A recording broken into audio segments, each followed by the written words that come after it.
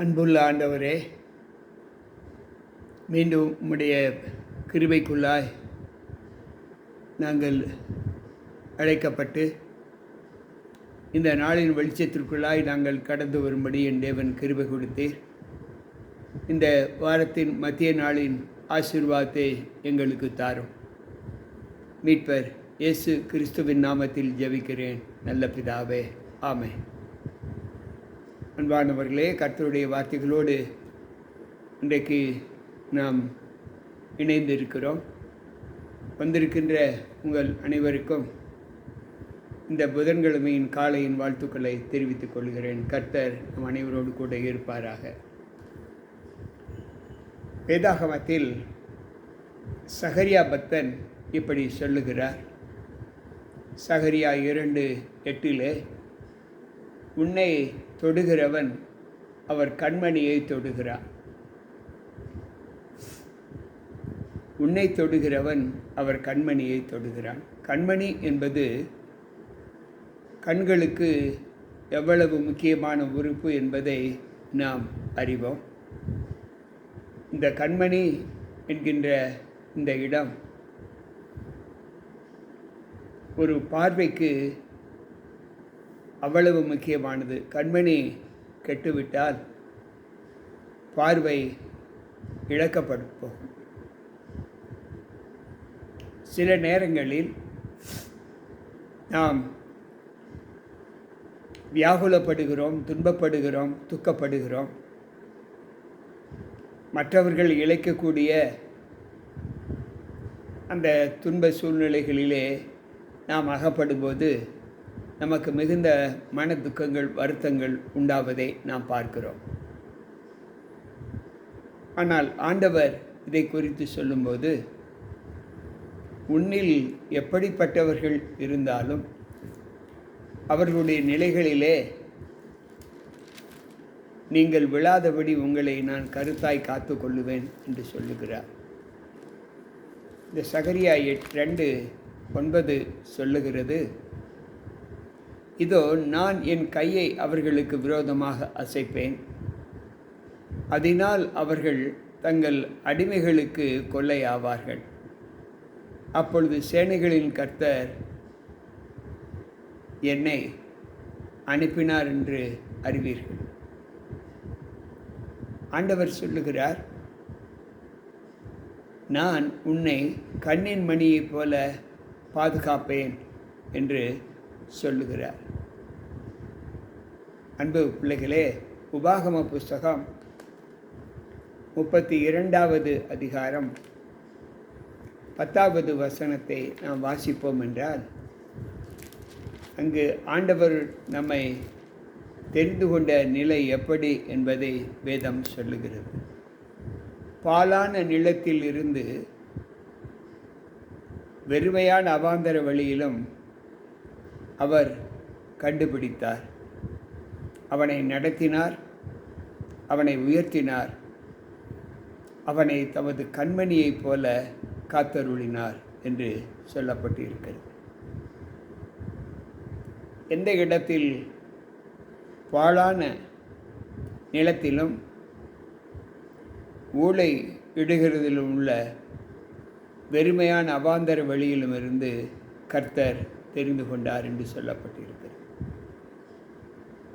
எந்த நிலையிலும் நாம் பரிதபிக்கிற எல்லா காலங்களிலும் தேவ சமூகத்தை நாடும்போது அவர் நமக்கு நல்ல ஈவுகளை கொடுப்பேன் என்று வாக்கு கொடுக்கிறார். நம்மை நடத்துகிற தேவன் இன்னார் என்று அவர்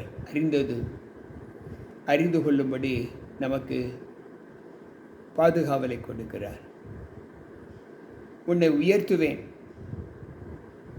உன்னை என் கண்மணியைப் போல பாதுகாப்பேன் என்று சொல்லுகிறார்.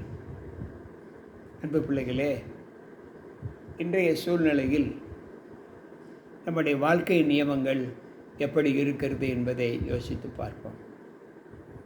திக்கற்ற பிள்ளைகளுக்கும் ஏழைகளுக்கும் இறங்குகிற தேவன் நம் தேவன். என் பிள்ளை துன்பப்படுவதை என் கண்கள் இனி காணக்கூடாது என்று நினைக்கிற தேவன் நம் தேவன். மற்ற மக்களுக்கு மத்தியிலே தம்முடைய பிள்ளைகள் படுகிற துன்பங்களிலே அவர்கள்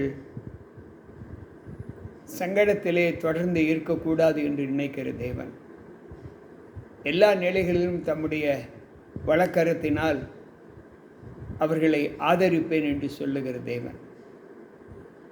என் கை உன்னை தூக்கி எடுக்கும் என்று சொல்லுகிற தேவன். இப்படிப்பட்ட தேவன் சொல்லுகிறார்.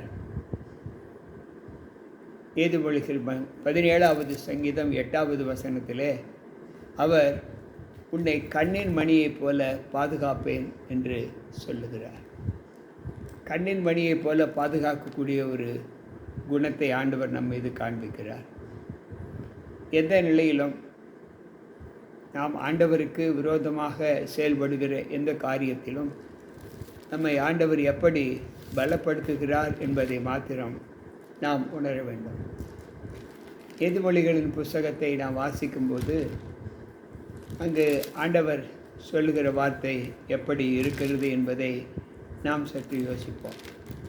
நீதிமொழிகள் 3:7 சொல்லுகிறது, நீ உன்னை ஞானி என்று எண்ணாதே, கர்த்தருக்கு பயந்து தீமையை விட்டு விலகு என்று சொல்லுகிறார். நமக்கு விரோதமாக யார் எதை செய்தாலும் அதை ஆண்டவர் காப்பேன் என்று சொல்லுகிறார்.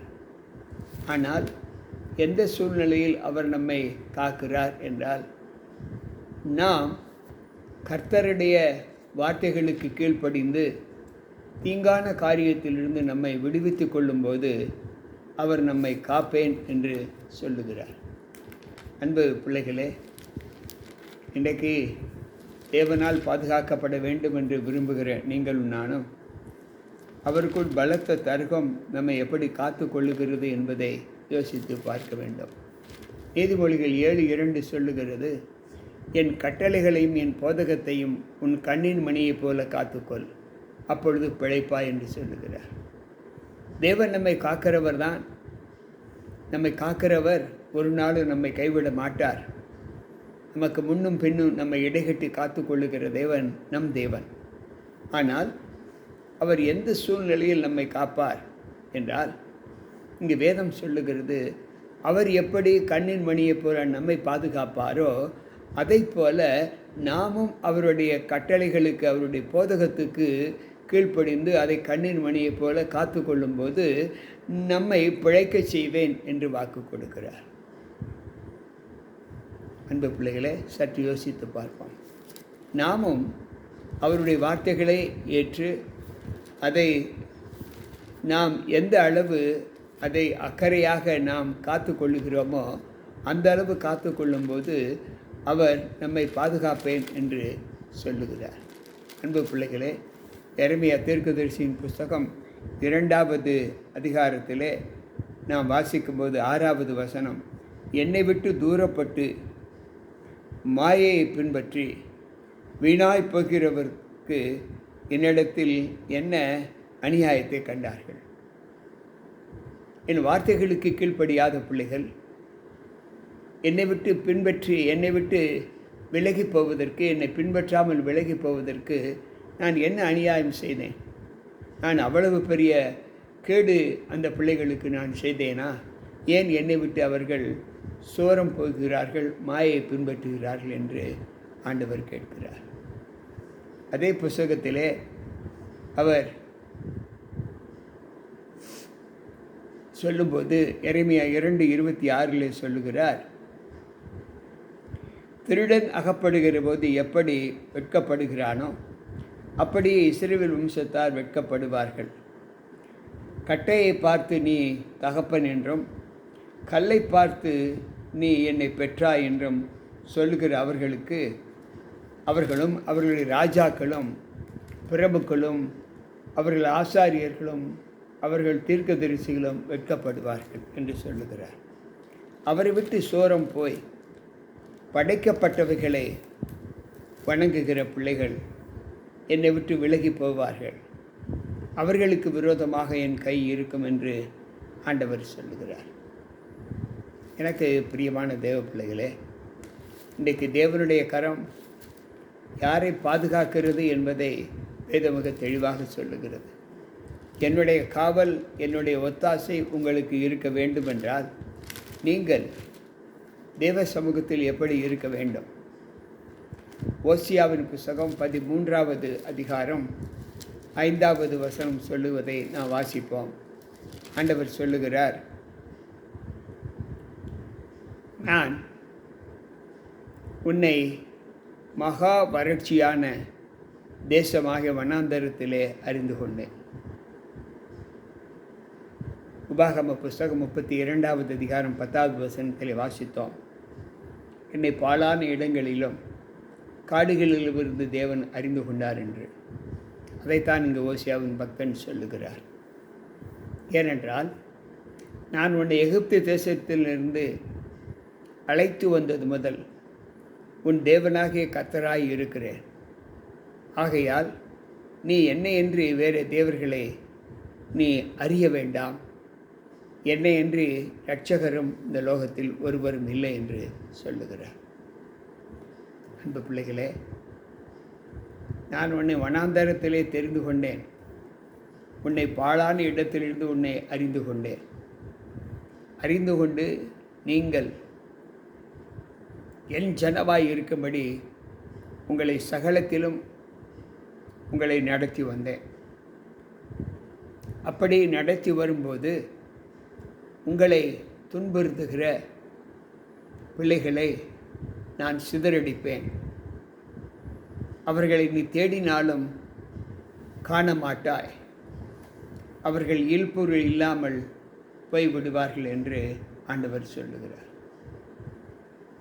நம்முடைய வாழ்க்கையில் நாம் சற்று யோசித்து பார்ப்போம்.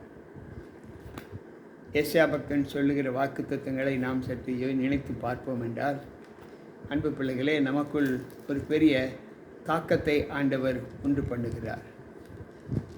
அன்பானவர்களே, இங்கு வேதம் சொல்லுகிற வார்த்தை என்ன என்பதை சற்று யோசித்து பார்ப்போம். அவர் சொல்லுகிறார், உன்னோடு போராடினவர்களை நீ தேடியும் காணாதிருப்பாய்.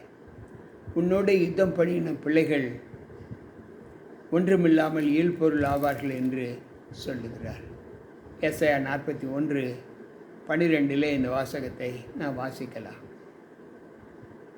உன் தேவனாகிய கர்த்தராய் இருக்கிற நான் உன் வலதுகையை பிடித்து பயப்படாதே, நான் உனக்கு துணை நிற்கிறேன் என்று சொல்லுகிறார். அன்பு பிள்ளைகளே, உன்னை தொடுகிறவன் என் கண்மணியை தொடுகிறான் என்று அவர் சொல்லுகிறார். எனவே அவர் இருக்கும்போது, அவர் நமக்கு பாதுகாவலராக இருக்கும்போது நாம் நிம்மதியான ஒரு வாழ்க்கையை வாழ நம்மை ஒப்புக் கொடுக்க வேண்டும். ஏனென்றால் நமக்கு சகாயர் அவர். எல்லா நிலைகளிலும் நம்மை காத்து பலப்படுத்துகிற தேவன். பயப்படாதே என்று சொல்லுகிறார். நான் உனக்கு துணையாய் நிற்பேன் என்று சொல்லுகிறார். எனவே நமக்கு விரோதமாக வாய்க்கப்படும் எந்த ஆயுதத்தையும் அவர் வாய்க்க செய்ய மாட்டார். ஏசாயா 54:17 சொல்லுகிறது. எனவே நாம் கர்த்தருக்குள் பலப்படுகிற ஒரு அனுபவத்தை தேவனுடைய பிள்ளைகளாக நாம் பாவித்து அந்த வார்த்தைக்கு நாம் கீழ்ப்படிந்து நடக்கும்போது நம்மை அவர் கண்ணின் மணியைப் போல பாதுகாப்பேன் என்று வாக்கு கொடுக்கிறார். அதைத்தான் நீதிமொழி 7:2 வாசித்தோம். என் வேதத்தையும் என் கட்டளைகளையும் என் போதகத்தையும் நீ கண்ணின் மணியைப் போல காத்துக்கொள், அப்பொழுது பிழைப்பாய் என்று படித்தோம். இன்றைக்கும் நாம் தொடர்ந்து நம்முடைய ஜீவனை ஆண்டவருடைய ராஜ்யத்திலும் இந்த பூலோகத்திலும் நாம் காத்து கொள்வதற்கு நாம் செய்ய வேண்டியது பயப்பட வேண்டாம். அவருடைய ஞானத்தை நாம் ஏற்றுக்கொண்டு அவருடைய போதகத்திற்கு நாம் சாட்சியாக கண்ணின் மணியைப் போல அதை நாம் காத்து கொள்ளும்போது அவர் நம்மை கண்ணின் மணியைப் போல காப்பேன் என்று வாக்கு கொடுக்கிறார். அப்படிப்பட்ட காப்பாளரை நாம் நெருங்கி ஜீவிக்க நம்மை ஒப்புக் கொடுப்போமா? பாருங்கள், ஜெபிப்போம். அன்பு ஆண்டவரே, உம்முடைய வார்த்தைகளை கேட்ட எங்களுக்குள் உம்முடைய பெரிதான வல்லமை தங்கியிருந்து ஆண்டவரே, எங்களுக்கு வேண்டிய ஆலோசனைகளை நீர் எங்களுக்கு கற்றுக் கொடுத்தீர். இந்த நாளின் காலை முதல் உம்முடைய சமூகம் எங்களை தேற்றி எங்களை கண்ணின் மணியைப் போல காத்த தேவன் எங்களை எழுப்பினீர். தொடர்ந்து உம்முடைய பாதுகாவலும் ஒத்தாசையும் எங்களோடு இருந்து உம்முடைய ராஜ்யத்திலே ஆண்டவரே நாங்கள் எங்களை முற்றிலுமாக ஒப்புக் கொடுக்க எங்களை ஏற்றுக்கொள்ளும், பலப்படுத்தும். மீட்பர் இயேசு கிறிஸ்துவின் நாமத்தில் ஜெபிக்கிறேன் நல்ல பிதாவே. ஆமென், ஆமென். அன்பு பிள்ளைகளே, கர்த்தருடைய வார்த்தைகளை கேட்ட ஒவ்வொருவருக்குள்ளும் தேவ கிருபை தங்கி இருக்கும்படியாய் தேவ சமூகத்தில் நம்ம ஒப்புக் கொடுப்போம். கர்த்தர் நம்மோடு இருப்பாராக. மீண்டும் நாளை சந்திப்போம். சோர்வு வேண்டாம். தேவ வார்த்தைகளை, தேவ போதைகளை நாம் கண்ணின் மணியை போல காத்து நடப்போம். கர்த்தர் நம்மை காக்கிறவர், உறங்க மாட்டார், கண் விழித்திருப்பார். அவருடைய கண் விழிப்புதலுக்கு நாம் சாட்சியாக நம்ம ஒப்புக் கொடுப்போம். மீண்டும் நாளை சந்திப்போம். உங்கள் போதகர் ஜி.கே. ராபர்ட்.